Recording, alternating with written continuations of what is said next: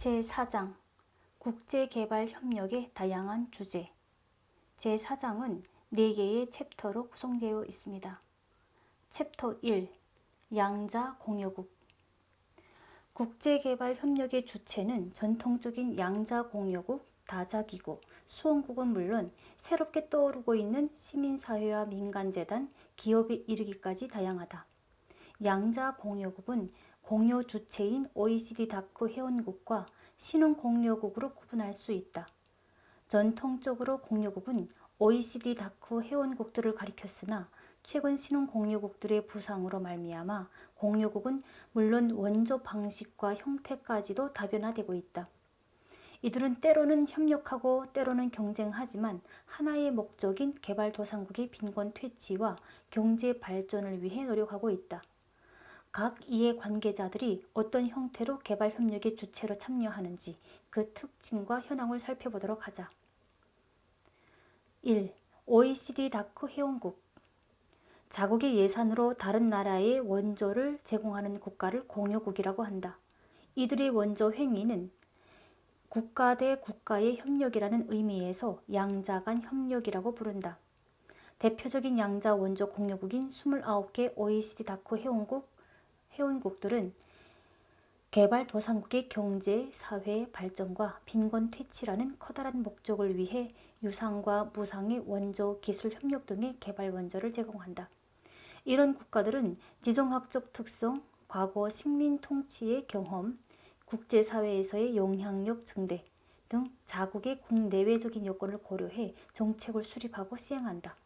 또 이를 효율적으로 실시하고자 각자의 원조 체제를 운영하고 있다. 2014년 기준 다크 회원국 전체 ODA 규모는 1,351억 달러다. GNI 대비 ODA 비율은 평균 2.29%이며 유엔이 제시한 ODA 목표치인 GNI 대비 0.7%를 넘어서는 회원국은 영국, 스웨덴, 노르웨이, 덴마크, 룩셈부르크 정도에 불과하다. 반면 절대 원조액을 기준으로 하는 경우에 ODA 지원 규모 상위 5개국은 미국, 영국, 독일, 프랑스, 일본 순이다. OECD 다크의 실적 보고에 따르자면 2011년 OECD 다크 전체 회원국의 실질 ODA 규모는 1997년 이후 처음으로 2.7% 감소하였다. 이는 전 세계적인 경제 위기로 인한 다크 회원국들의 재정 상황 악화가 주요 원인이 된다. OECD 다크 회원국 가입 현황은 표 11-5를 참고하도록 하자. 첫째, 미국은 전형적인 식민주의 국가는 아니지만 제2차 세계대전 이후 국제정치의 흐름을 주도하면서 오늘날까지도 최대 공여국의 자리를 지키고 있다. 국제개발협력이 본격적으로 제도화된 시기는 1961년이다. 케네디 대통령은 대외원조법을 제정하고 개발 원조를 담당하는 정부기관으로 국제개발청을 설립하였다. 미국은 냉전 시대의 국가의 외교 정책 목표에 충실하게 대외 원조 정책을 추진해 왔다. 특히 2001년 9.11 사태를 계기로 국가 안보 논리를 더욱 강하게 내세웠는데 ODA 정책을 수립함에 있어서도 외교, 국방, 개발을 통합적으로 고려하는 3D 원칙을 도입하였다. 이와 같은 기조는 2006년 라이스 국무장관이 새로운 정책 방향으로 전한 외교를 강조하며 대외 원조가 외교, 국방과 더불어 미국의 외교 안보 정책의 주요 수단임을 천명한 이후 더욱 뚜렷해졌다. 최근 미국의 대외 원조는 국제적 조류에 맞추어 변화하고 있다. 2010년 힐러리 클린턴 국무장관 주도로 발간된 4개년 외교개발 검토 보고서는 미국 최초의 국제개발협력 분야 중기 전략문서로 스마트 파워 확보를 위한 일환으로 개발협력 외교를 새롭게 전개하겠다는 의지를 담았다고 평가받았다. 여기서 스마트 파워란 군사력과 경제 제재를 내세운 하드 파워 외교에 정치, 외교, 문화적 접근 등의 소프트 파워 외교를 다양하게 결합하겠다는 뜻이다. 이 보고서는 미국의 국가 이익과 가치를 구현하고 분쟁, 재난, 빈곤 등의 21세기 인류 공통의 도전과제 대응에 주도권을 잡기 위해 외교관과 개발 분야 전문가를 전면에 내세워야 한다고 주장한다. 결국 민관이 협력해야 함을 강조하고 있는 것이다. 한편으로는 군사력에 기초해 힘의 외교를 추구했던 부시 행정부의 노선과 결별하고 다른 한편으로는 국제개발협력이 민간 중심의 외교로 개발의 축이 변화하고 있음을 강조한 것이다. 2015년에 개정된 제2차 QDDR은 기존 QDDR을 계승하고 발전시켜 외교관과 개발 전문가의 역량에 기반한 효율성과 개발 효과성 제고를 강조함과 동시에 미국 국민의 힘이라는 표현을 통해 개발협력 주체로서의 민간의 중요성을 다시 한번 강조하였다. QDDR의 실질적인 기여는 국무부 산하 USAID에 다시금 힘을 실어 세계 최고의 개발 원조 기구로 키운다는 미국 개발협력의 청사진을 제시한 것과 프로그램형 지원을 본격적으로 시작하였음을 들 수 있다. 특히 농업 지원 프로그램 피드 더 퓨처와 보건 지원 프로그램인 글로벌 헬스 이니셔티브는 QDDR에 직접 표명된 대표 사례라고 할 수 있다. 미국은 세계 최대 공유국인 반면 대외 원조가 가장 분절화된 국가 중 하나다. 국제개발청, 새천년도전공사, 국무부, 국방부, 농업부 등의 24개 기관과 부처가 각자의 정책 방향과 비교 우위에 따라 ODA를 관리하고 집행한다. 이를테면 국방부는 인도적 지원 및 특정 재건 사업을 담당하고 재무부는 다자개발 운행에 대한 지원을 맡고 있다. 농림부는 주로 미국의 농업 정책과 연계된 개발협력 업무와 잉여 식량 지원 업무 등을 수행한다. 그러나 실질적인 프로그램 운영에 있어서는 여러 부처와 USAID가 협력함으로써 분절화에 따른 업무 중복 같은 부작용을 최소화시키기 위해 노력하고 있다. 둘째, 영국은 전형적인 식민종주국으로 개발협력에 있어서도 역사적 배경을 공유하는 영연방 국가들과 각별한 유대관계를 지속해왔다. 독립적인 성격의 정부 부처인 국제개발부가 영국의 개발협력과 관련 정책 및 시행 관련 업무를 전담한다. DFID는 1997년 기존의 해외개발 행정처가 부처급으로 격상되며 출범한 조직으로 행정적 독립성 덕분에 경제적 이해관계 또는 외교 정책이 ODA에 미치는 영향을 최소화할 수 있어 대외 원조의 독립성과 일관성을 확보했다는 평을 받고 있다. 영국 국제개발부는 무상 원조 및 비구속성 사업을 개발협력의 원칙으로 삼는다. 그리고 이러한 기조를 매우 강력하게 유지한 덕분에 G7 국가로는 유일하게 OECD 다크가 권고한 GNI 대비 ODA 비율인 0.7%를 달성한 바 있다. 동시에 타 공유국의 정책에 모범이 될 만한 다양한 혁신적 이니셔티브를 시도 중이다. 일례로 개발도상국의 민간 자본시장 활성화를 위해 1948년 영연방개발공사를 출범시켜 오늘날 대표적인 개발금융 전담기관으로 발전시켰다.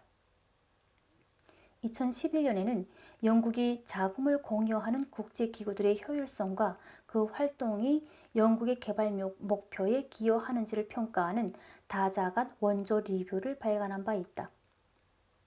영국의 원조는 전통적으로 구영연방 국가에 집중되어 있다. 그러나 오늘날에는 DFID를 중심으로 2002년 제정된 국제개발법을 법적 기반으로 하여 최빈국에 대한 적극적인 대외 원조를 추구하고 있다. 새천년 개발 목표와도 궤를 같이 한다고 할 수 있다. 동시에 스마트 원조로의 전환도 꾀하는 중이다. 이는 영국 국제개발 정책의 핵심 원칙인 경제개발을 통한 빈곤 퇴치를 적극적으로 반영한 새로운 이니셔티브라고 할 수 있다. 수원국이 성장하면서 신흥국가의 새로운 협력관계 구축을 위해 개발협력 정책의 방향을 전환할 필요성이 생겼기 때문이다.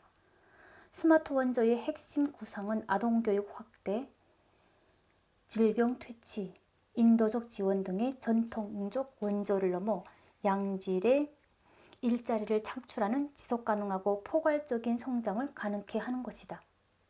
스마트 원조는 민간의 참여 확대, 경제 개발을 통한 원조 의존성 극복, 수원국과 공유국의 상생을 강조한다. 또한 경제적 가치와 비경제적 가치 사이의 균형점을 모색하는 방식으로 차후 영국의 개발협력 정책을 이끌 것으로 보인다. 셋째, 독일. 제2차 세계대전을 일으킨 국가이자 패전국이었던 독일은 일탈의 역사를 뒤로하고 국제사회의 일원으로 복귀하는 과정에서 ODA를 적극 활용한 나라다. 1986년 개발정책의 기본 원칙에서 빈곤 감소를 통한 세계 평화의 기여 의지를 천명한 이래로 개발도상국의 자율적 노력에 바탕을 둔 경제적, 사회적 발전을 지원하고 있다. 2001년에는 빈곤 감소를 위한 행동 프로그램 2015를 발표해 2015년까지 절대 빈곤에 놓인 인구를 절반으로 감소시키기 위한 독일의 구체적인 기여 방안을 제시했다. 비록 통합된 법적 체계를 갖춘 것은 아니라 해도 시대적 상황을 반영하는 전략 문서를 발간함으로써 원조 정책의 혁신성과 일관성을 유지하고 있다.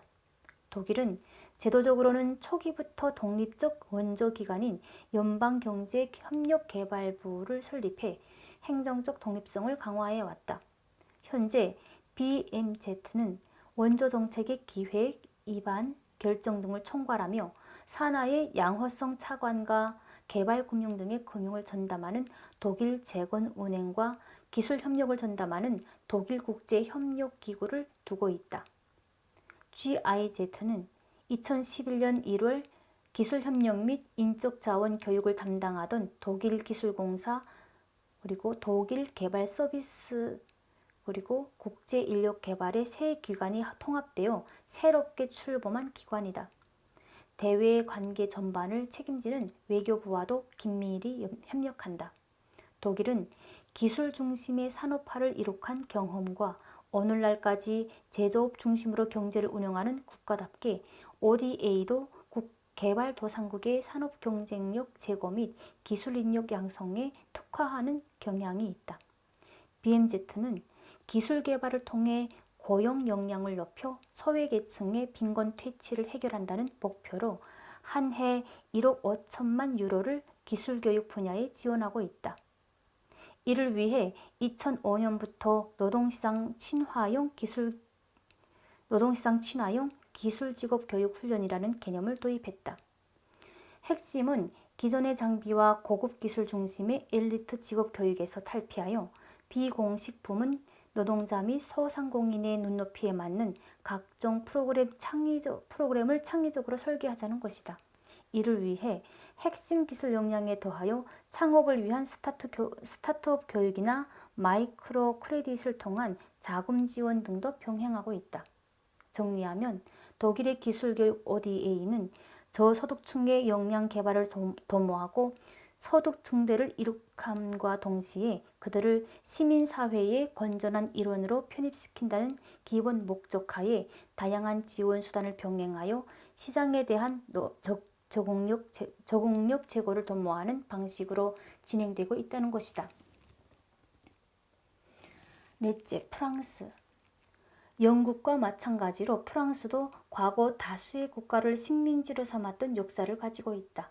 지금도 프랑스는 구식민지국들 정치, 경제, 통화, 방위 차원에서 전략적 협력 관계를 유지하고 있으며 개발 원조도 이런 역사적 경험의 기초에 수행한다. 대부분의 원조가 아프리카 및 아시아의 구식민지국에 집중된 이유다. 프랑스 정부는 2006년 제정된 재정조직법을 통해 ODA와 관련된 각 부처의 목표를 수립하고 집행의 투명성을 높이려 노력하는 중이다. 프랑스 원조 정책의 총체적 기조 및 전략을 결정하는 최고 의사결정기구는 1998년 설립된 국제협력개발위원회이며 총리가 의장이다. 또한 외무부 장관 및 경제재정산업부 장관을 비롯한 개발원조 관련 부처 장관들이 참석한다. 대한민국의 국제개발협력위원회와 유사한 정책 수립 및 조정 기능을 하는 조직이다. 실질적인 대외 원조는 외교부와 경제재정산업부가 주도한다. 시행기관으로 프랑스 개발청이 양자 원조의 3분의 2를 집행한다. AFD는 국가가 출자한 외무부와 경제재정산업부 및 해외 영토부에 부속된 산하기관이나 동시에 특수금융기관이기도 한 이중적 법적 지위를 가진다.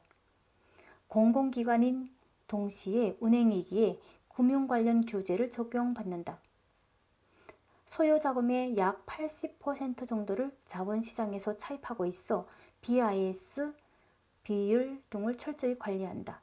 원조는 전액 비구속 방식으로 지원하며 프랑스 기업의 수주 비율은 10% 미만이다. 프랑스 국민은 자국의 원조 정책이 세계 최고 수준이기를 바란다. 이에 부응하고자 시민단체들도 원조의 비구속화를 적극 지지한다. AFD의 운영 재원은 외교부 예산, 정부 보증부 차입금 및 일반 차입금, 재무부로부터의 차입금 등으로 구성된다. AFD는 자회사인 개발금융공사, 은행재정경제연구센터, 프랑스 세계환경기금 등을 통해 원조 사업을 집행하고 있다. 여기서 BIC가 결정한 은행의 위험자산 대비 자기자본 비율로 이 수치가 높을수록 재정 건전성이 높은 것으로 평가된다. 2015년 프랑스는 개발도상국의 공공부문 역량 개발을 보다 효율적으로 추진하기 위해 다양한 공공기관에 산재해 있던 개발 컨설팅 기능을 통합하여 기술협력 전담 지원기관인 엑스페어티즈 프랑스를 설립한 바 있다. 올랑드 정부에서 프랑스의 개발협력은 첫째로 민주주의, 법치주의, 여성권리 보장이라는 원칙으로 개발도상국의 발전을 지원한다. 둘째로 경제 발전을 통해 안전을 보장하며 셋째로 기후변화 시대를 맞아 환경 보호를 강조한다. 특히 2015년 COP-21 파리 기후변화 협약에 대한 모니터링과 SDGs 이행을 최우선으로 두고 있다. AFD의 경우 이미 석탄 화력 발전 설비 등 기후변화 이슈에 민감하거나 탄소 포집 및 저장 기술이 포함되지 않는 사업에 대한 지원을 중단했다. 동시에 신재생 에너지에 대한 지원을 강화하고 있다. 프랑스는 현재 재정적 어려움을 겪고 있음에도 불구하고 ODA 예산을 줄이지 않겠다고 하고 나며 개발 재원으로서 유럽 차원에서 터빈세 도입을 주장하고 있다. 다섯째, 일본은 전쟁 후 경제적 기반을 다시 구축하기 시작하면서 본격적으로 개발 원조를 전개했다. 식민지 통치 혹은 참전 경험이 있는 다른 나라들과 마찬가지로 피식민국 혹은 전쟁 피해국에 대한 지원으로 원조를 시작했다. 1954년부터 1963년까지는 제2차 세계대전 중 일본이 점령했던 국가들에 대한 배상금 지급 목적의 공적 개발 원조를 제공했다. 1954년 미얀마와 일본 버마 평화조약 및 배상경제협력협정, 1956년 필리핀, 1958년 인도네시아와의 각각 배상에 관한 협정을 체결했다. 또한 캄보디아, 라오스, 말레이시아, 싱가포르에 대해서도 무상 원조를 제공했다. 이러한 방식으로 약 20년 동안 동아시아에 총 10억 달러가 넘는 원조 자금을 지원했다. 전쟁 후의 배상 형태로 시작된 일본의 대외 원조는 1964년부터 1976년까지 이어진 일본의 고도 성장으로 그 규모가 점점 확대되어 2014년에는 98억 달러 수준에 도달했다. 이는 미국, 영국, 독일에 이어 네 번째로 큰 규모였다. 현재 일본은 원조 효율성과 효과성 제고를 목표로 ODA 전략과 정책 및 집행의 일원화를 위한 체제 개편 사업을 진행 중이다. 총리실 주도로 단행된 조직 개편안에 따라 해외경제협력회의가 정책 결정에 관한 주요 사항을 심의하는 중추 역할을 담당하고 있으며 외무성의 ODA 기획 입안 기능을 강화하기 위해 발족된 국제협력국이 양자 및 다자 원조를 통합 관리한다. 한편 개발원조 시행기구의 경우 과거 기술협력과 무상원조를 담당했던 일본 국제협력기구와 유상원조인 N차관을 담당하는 일본국제협력은행으로 이원화되어 있으나 2008년 10월부터 무상원조 기술협력은 물론 유상원조까지 전부 신일본국제협력기구에서 총괄 실행한다. 일본의 원조 체제는 정책결정기구와 집행기구가 분리된 구조이다. 그러나 정책결정 시 관련 부처의 협의와 조정이 지속적으로 필요하며 또한 유상자금협력의 재무와 회계 관련 사항들은 외무대신과 재무대신이 공동으로 관리하게 되어 있기에 정책과 집행이 완전히 분리되었다고는 할 수 없다. 일본의 원조 정책은 기본적으로 자국의 수출 증진과 국익 추구를 반영한 것이어서 비판을 받아온 것도 사실이나 국제사회의 권고에 따라 비구속화 노력을 꾸준히 진행해 2010년 이후 OECD에 보고된 비구속화율은 100%를 기록하고 있다. 일본 정부는 2015년 초 새로운 ODA 운영 지침인 개발협력 대강을 발표했다. 전반적으로 국제개발협력 분야의 세계적 흐름을 반영하고 있으나 결정적으로 두 가지 쟁점이 있다. 첫째, ODA를 통해 국익 확보에 공헌한다는 표현을 최초로 삽입했다. ODA 목적으로 국익 추구를 명시적으로 규정한 공약은 드물다. 개발협력을 비구속화하면서 자국 ODA에 대한 일본 기업의 수주가 부진했기 때문으로 해석된다. 둘째, 원조 명목의 군사적 지원이 가능하게 되었다. 2003년 개정된 ODA 대강은 군사적 용도와 국제분쟁 조장 용도로는 ODA를 사용하지 않는다고 명기, 군의 관여가 있는 지원은 전면 배제한 바 있다. 그러나 이번 대강은 군사 및 국제분쟁을 조장하는 지원은 제외하되 재해구조 등의 비군사적 분야에 한해서는 군의 관여가 있더라도 원조할 수 있도록 해 논쟁의 대상인 해외 파병 여지를 넓힌다는 우려를 낳고 있다. 6. 스웨덴. 대외 원조에 있어 스웨덴은 기본적으로 인도주의적 이념을 고수하는 나라다. 식민 경험이 없음에도 오랜 대외 원조의 역사를 지닌 나라이기도 하다. 정부와 국민 공통으로 빈곤을 전 지구의 책임으로 인식하기 때문인 것으로 보인다. 스웨덴은 인권 신장과 빈곤 퇴치를 대외 원조의 최우선 목표로 두고 가난한 사람이 스스로 자기의 삶의 질을 높일 수 있는 환경을 조성하고자 노력해왔다. 스웨덴 외교부는 양자, 다자 간의 개발 협력 정책을 모두 책임지고 있다. 여기에는 유엔기관, 세계은행, 지역개발은행과 EU를 통한 원조도 포함된다. 특히 외교부 산하의 스웨덴 국제개발협력청은 양자 간 개발협력 사업 집행을 전담하고 있다. 스웨덴은 다크 회원국 중 처음으로 개발 정책을 하나의 통합된 정책으로 추진한 국가다. 2003년 스웨덴 의회는 대외 원조와 관련한 정책 수행에 있어 일관성을 지닌 통합된 개발 정책을 추구한다는 내용의 범지구적 개발을 위한 정책을 채택했다. 이것이 개발 원조의 근간을 형성한다. 스웨덴의 대외 원조 형태는 OECD 기준을 선도하는 경향이 있다.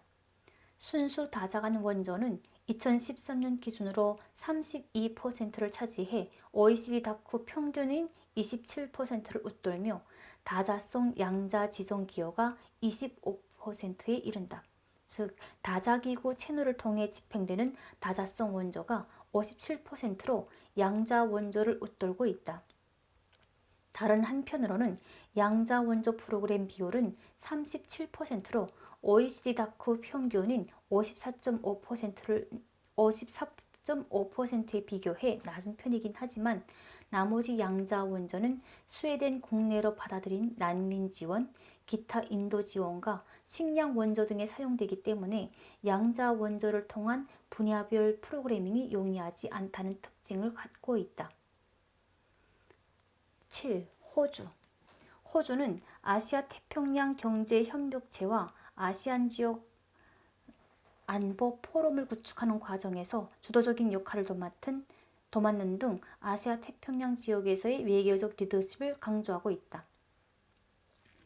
이러한 성향은 대외 원조에도 반영된다. 많은 선진 공유국들이 대아프리카 지원을 강조하고 있는 데 반해 호주는 아시아 태평양 지역에 대한 원조를 우선시한다. 2010년부터 2011년 호주의 대외 원조 최대 수원국은 파푸아 뉴기니, 인도네시아, 솔로몬 제도 순이며 약 20억 달러를 아시아 및 오세아니아 국가들에 대한 대외 원조에 사용했다. 호주의 개발 원조는 2006년 발표한 대외 원조 백서에 법적 기반을 둔다. 호주는 향후 10년간 이를 대외 원조 정책 지침으로 활용할 계획이다. 원조 정책의 운영과 집행은 외교통상부 산하의 독립기관인 호주 대외 원조청에서 담당한다. 1974년 외무성 산하에서 설립된 호주개발협력과가 1987년 호주 국제개발수원국으로 격상되었고 1995년 이를 모태로 독립된 USAID가 설립되었다.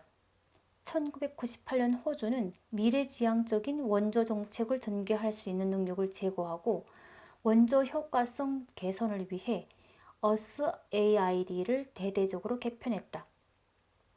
USAID는 이를 바탕으로 개발 관련 과제에 대한 자문 및 개발협력 프로젝트 관리를 담당하며 개발협력 정책의 형성과 실행에 기여했다. 그러나 재정적 어려움으로 호주 정부는 2013년 이후 해외 원조 규모를 동결했고 GNI 0.5%를 지원하겠다던 공약을 포기하기에 이르렀다. 2014년에는 결국 USAID를 외교부에 흡수 통합시키는 조치를 취했다. 덴마크. 1949년 UN 기술협력 프로그램을 지원하며 원조를 시작한 덴마크는 가장 인구가 적은 공유국 중 하나지만 경제 규모 대비 원조 규모 기준으로는 대표적인 모범 공유국에 해당한다. 스웨덴과 마찬가지로 과거 식민지 경영 경험이 없는 국가지만 성장과 고용, 자유, 성평등 환경과 기후변화 같은 인류 공통의 가치 실현 및 확산을 목표로 공적 개발 원조를 수행하고 있다. 그러나 다른 한편으로는 대외 원조는 작은 규모의 국가인 덴마크의 주요 외교 수단이기도 하다. 따라서 덴마크의 원조에는 빈곤 퇴치와 자국의 상업적 이익이라는 목표가 공존해 왔다. 덴마크의 개발 원조 정책이 스웨덴, 노르웨이 등의 다른 북유럽 국가들과 구분되는 점 하나로 덴마크는 오랫동안 양자간 원조의 절반가량을 자국 기업의 수출과 해외 투자를 지원하는 데 활용해왔다. 1998년 덴마크 의회는 효과적인 대외 원조를 위해 ODA 목적, 자금 조달 방안, ODA 정책 검토 방안 등을 규정한 국제개발협력에 관한 법률을 제정했다. 또한 1999년 다크 동료심사 권고에 따라 작성 채택된 파트너십 2000은 개발도상국의 빈곤 감소가 덴마크 개발 원조의 유일하고도 최우선적인 목표임을 천명하는 등 덴마크 개발 원조의 이념적 기반을 형성하고 있다. 덴마크 외교부는 1991년 지역 편제를 통해 조직을 북부와 남부 그룹으로 양분했다. ODA를 포함한 개발도상국과의 제반 업무를 담당하는 남부 그룹은 기존의 덴마크 원조 집행기관인 덴마크 국제개발원조청을 외교부 내의 관련 정치, 경제부서와 통합함으로써 설립되었다. 이로써 덴마크의 원조 정책 수립 및 시행 기능은 외교부로 통합되었으며 DAN IDA는 덴마크 ODA를 상징하는 브랜드로 남게 되었다. 9. 스페인. 스페인은 1980년대까지도 원조 수원국이었다. 또한 북서부 유럽에 비해 늦은 경제 발전을 이룩했기에 대외 원조에 있어서도 후발주자라 할 수 있겠다. 스페인은 1991년 OECD 다크에 가입했지만 ODA 정책을 체계화시킨 것은 비교적 최근의 일이다. 특히 1998년 제정된 국제개발협력법은 개발도상국의 책임의식과 동반자의식을 원조의 기본 정신으로 삼고 개발협력의 목적, 방식, 각 기관의 권한 등과 같은 제반 원조 정책의 방향성을 새롭게 설정했다. 또한 4개년 원조 마스터 플랜 및 연간 원조 계획을 비롯한 개발 계획을 수립하는 데 있어서 우선 분야와 지침을 구체화함으로써 원조 정책의 일관성 확보에 주력했다. 스페인은 다른 제국주의 국가들과 마찬가지로 중남미의 구식민지 국가들과 언어, 역사, 문화적 유대를 형성하고 있기에 이들에 대한 원조 정책에 비교 우위를 지닌다. 개발협력의 주도적 역할을 하는 기관은 기획재정부와 외교부이다. 전자의 경우 주로 개발 원조 기금을 통한 양어성 차관 공여 및 다자개발은행 지원 등을 담당한다. 외교부는 산하기관인 스페인 국제협력기구를 통해 무상원조 기획과 유엔기구분 관련 업무 등을 전담하고 있다. 이는 대한민국의 유무상분절화 체제와 유사하다고 할 수 있다. 2000년대 들어 스페인은 단 6년 만에 원조 규모를 20억 달러에서 70억 달러 수준으로 급격히 확대하면서 세계 6번째의 양자 원조 공여국으로 부상했다. 그러나 경제 위기를 겪으며 공여액이 다시 축소되어 2011년에는 40억 달러, 2014년에는 19억 달러로 줄었다. GNI 대비 ODA 비율은 대한민국 수준인 0.14%를 기록했다. 지원의 절대량이 감소하자 일부 국가에서 AECID 사무소가 철수되었고 NGO 지원 프로그램이 대폭 삭감되는 등의 수원국과 시행기관 양측에서 어려움이 발생하기도 했다. 그럼에도 스페인은 원조의 질을 개선하려는 노력을 통해 위기를 기회로 바꾸는 패러다임 전환을 시도하는 중이다. 이를 위해 중남미 중소득국에 대한 개발 협력을 지속해 원조의 사각지대에 놓인 소규모 수원국의 빈곤계층을 지원하고 아울러 저세정의, 기후변화, 평화, 이주자, 무역투자, 그리고 거버넌스라는 6대 이슈에 집중해 스페인의 협력 행태를 다시 정리하고 있다. 10. 유럽연합국 EU EU의 대개발도상국 개발협력 체제는 개별 회원국과 EU 차원의 지원이 공존한다는 이중적인 특성을 가지고 있다.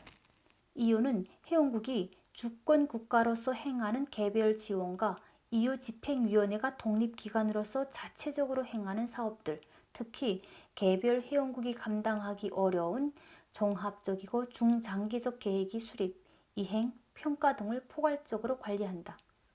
이와 같은 활동의 법적 근거는 2009년 발효된 리스본 조약에서 최초로 마련되었다.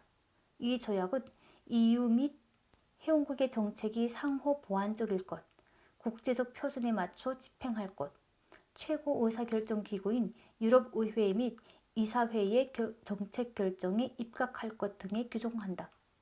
EU는 유럽 대외관계청과 집행위 개발협력청국을 중심으로 개발협력 정책을 수립하고 실무사항을 집행한다. EAS가 주로 원조 재원의 국가별 분배, 국가별 협력 전략 수립, 국가별 프로그램 작성을 맡는 정책단 업무를 담당하고 있는 반면 유로페이드는 EEAS와 공동으로 EU 개발 협력 및 대외 원조 정책을 수립하고 있으며 전 세계 136개 대표부를 통해 개발 협력 프로그램을 집행하는 시행기구 역할을 한다. 한편으로 각국에 소재한 EU 대표부가 실질적인 사업을 집행한다. 현재 EU 원조 사업의 74%가 수원국 내 대표부를 통해 집행되고 있다. 유로페이드가 주로 조종, 통제, 기술적 지원, 작업 개선 등의 행정 관련 업무를 담당한다면 각 EU 대표부는 프로젝트 발굴, 심사, 계약, 예산 집행 등의 업무를 수행한다. 2011년 기준으로 유로페이드 총 직원 수는 4,023명이다. 그중 2,919명이 전 세계 EU 대표부에서 근무하고 있다. 2013년을 기준으로 EU 집행위 차원의 대개발도상국 개발협력 지원은 약 156억 달러의 규모이다. EU 전체 지원액의 약 20%에 달한다. EU 집행부 전체 예산을 기준으로 하면 약 9%가 대외 원조에 사용되고 있는 것이다. 다른 개별 국가들과 단순 비교하면 EU는 세계 6번째 공여 주체가 된다. 지원 대상국은 주로 아프리카와 태평양 및 카리브해의 도서동에 집중되어 있지만 수원 규모 면에서는 정치적 측면을 고려해 터키, 세르비아, 모로코가 상위에 있다. 이에 대해서는 내부적 비판의 목소리도 있는 만큼 앞으로 EU의 원조 정책 추이가 주목된다. 2. 신흥공여국. 전통적으로 공적 개발 원조의 주요 역할을 수행해온 주체는 선진 공여국이다. 그러나 오늘날에는 신흥공여국의 역할이 주목받고 있다.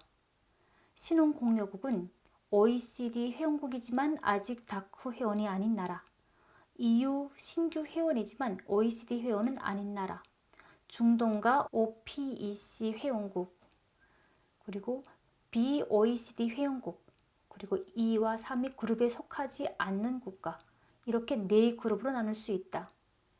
체코, 헝가리, 아이슬란드, 이스라엘, 멕시코, 폴란드, 슬로바키아, 슬로베니아, 터키는 OECD 회원국이지만 다크가 아닌 OECD 회원국에 속한다.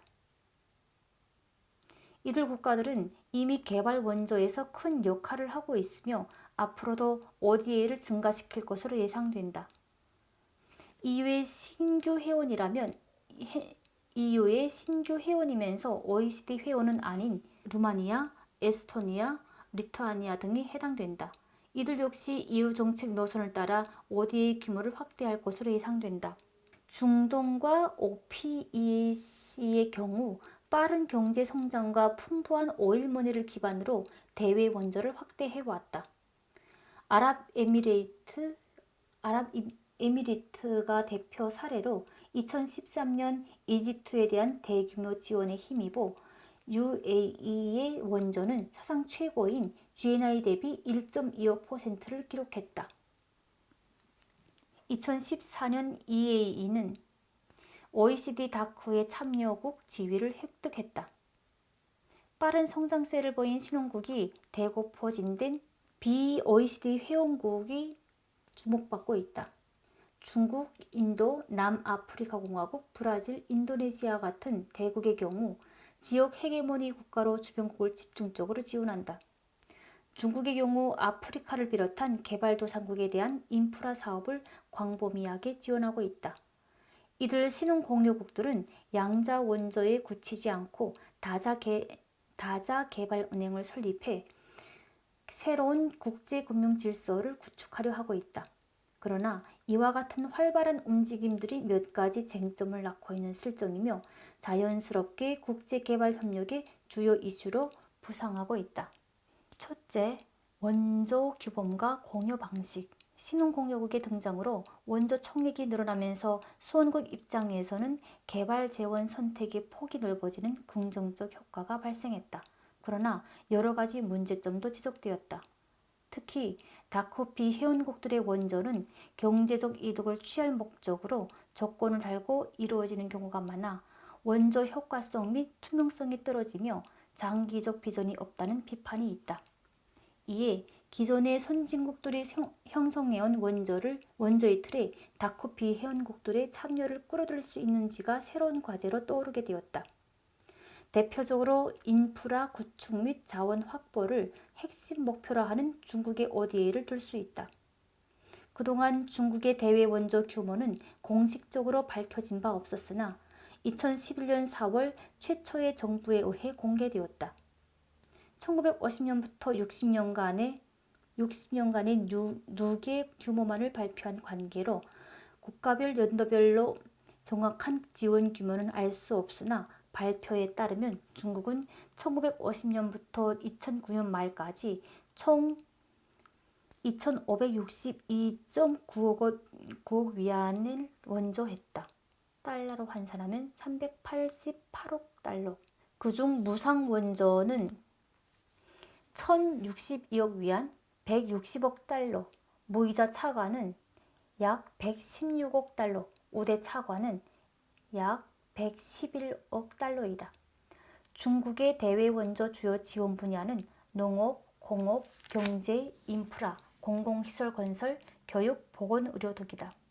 중국은 지금까지 선진 공유국들이 합의해온 원조 규범이나 공유 방식과는 다른 원조 모델을 활용했다. 때문에 국제사회는 신흥공유국으로서의 중국의 역할에 대한 기대감을 가지는 한편 동시에 우려를 표한다. 실제로 중국의 패키지형 개발협력 방식과 자국의 이익을 고려한 수출 및 자원 확보형 ODA는 국제사회의 비판을 받았다. 그럼에도 지난 30년간 중국의 대외 원조는 괄목할 만한 성장을 보였다. 중국은 빈곤에서 탈피한 저력과 역사를 가진 나라답게 큰 잠재력을 가진 신흥공유국들 중 하나로 가까운 장래에 국제개발협력을 주도할 대국으로 성장할 것으로 예상된다. 둘째, 남남 기술협력을 통한 발전 경험 전수와 연대의식 확보. 남남협력이란 개발도상국 간에 이루어지는 국제협력이다. 개발도상국 간의 생생한 발전 경험을 공유한다는 측면에서 기술협력의 새로운 협력 프레임으로 부상하고 있다.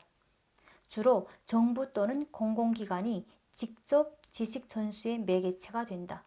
가장 활발한 남남협력을 보이는 국가로는 브라질, 칠레 등의 중남미 국가를 들 수 있다.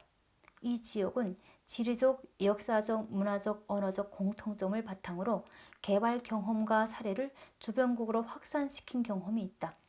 또한 국가 간 동료 의식도 강하다. 게다가 대부분의 국가의 민주적 정치 체제와 원활한 공공행정 체제가 구축되어 있어 국가 간 지식 공유 역시 상대적으로 수월하다.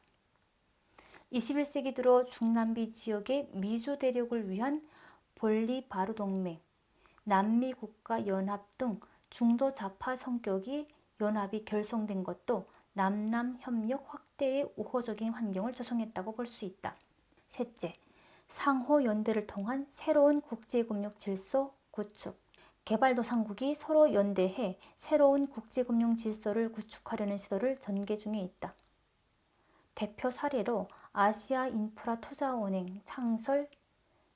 투자은행을 창설하고 2015년 7월 브라질, 러시아, 인도, 중국, 남아프리카 공화국의 5개 브릭스 신흥국들이 주도한 브릭스 신개발은행 설립을 들 수 있다.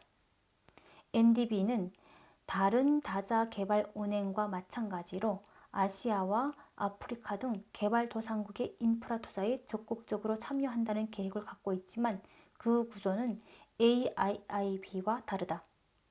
AIIB는 30%의 지분을 가지고 있는 중국의 주도로 출범했고 일본과 미국을 제외한 유럽, 호주, 대한민국 등 다수의 OECD 국가도 참여한다.